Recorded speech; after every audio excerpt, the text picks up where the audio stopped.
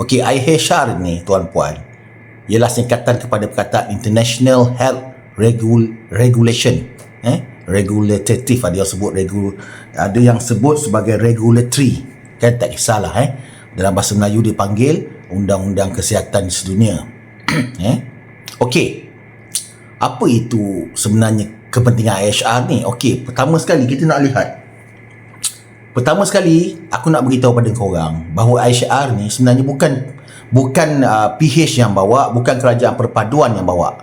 Okey, ini fakta dia. Dan kalau kita nak lihat IHR ini telah bermula ada pindaannya sejak tahun 2005 dan dibawa semula pada tahun 2022 oleh KJ semasa beliau menjadi Menteri Kesihatan pada masa itu. Ya.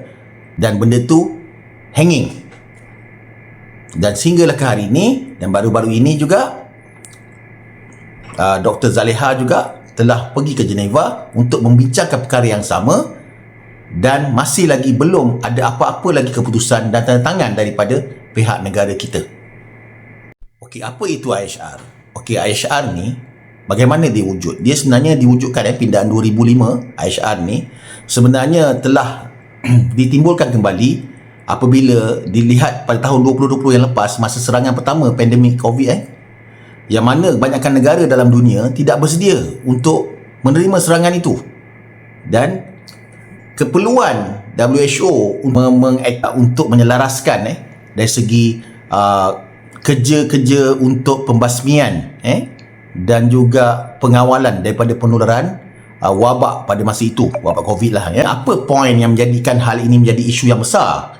Okey, dalam salah satu benda yang kita tengok di dalam IHR ini ialah tentang isu kedaulatan, yang mana jika berlaku pandemik di dalam satu negara itu, pihak WHO akan berkuasa penuh untuk masuk ke dalam negara dan juga memberi arahan, dan dia berkuasa untuk memberi arahan kepada pihak tentera negara tersebut, dan juga mereka juga berkuasa untuk membawa tentera mereka untuk menguasakan arahan SOP dan sebagainya di dalam negara tersebut.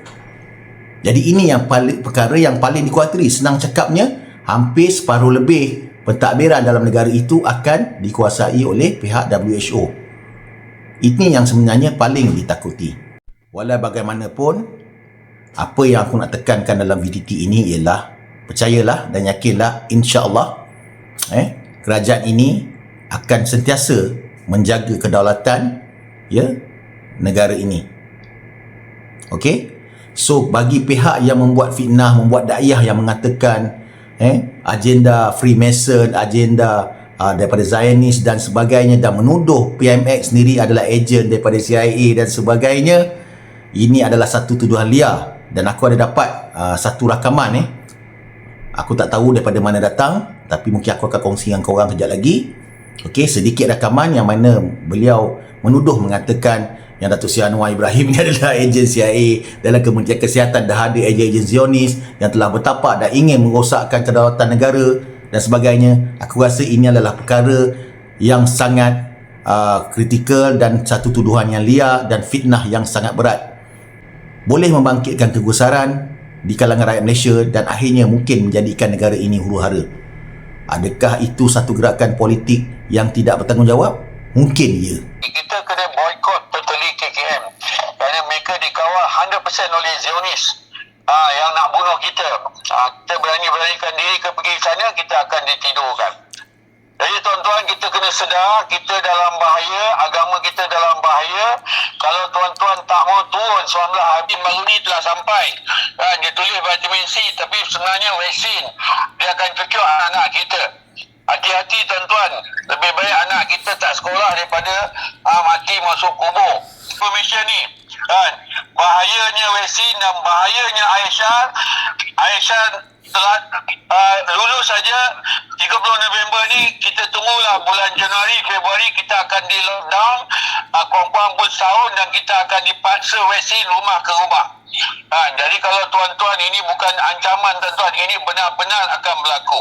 Dan ini telah ada tertulis dalam buku dan kami pun dah ada bukti yang banyak. Kerana apa? Kalau pihak Freemason ini ambil alih Malaysia, sekolah agama Madrasah mungkin surau masjid pun akan ditutup. Kita kena yakin bahawa kalau Aisyah ni lulus, kita punya agama terancam.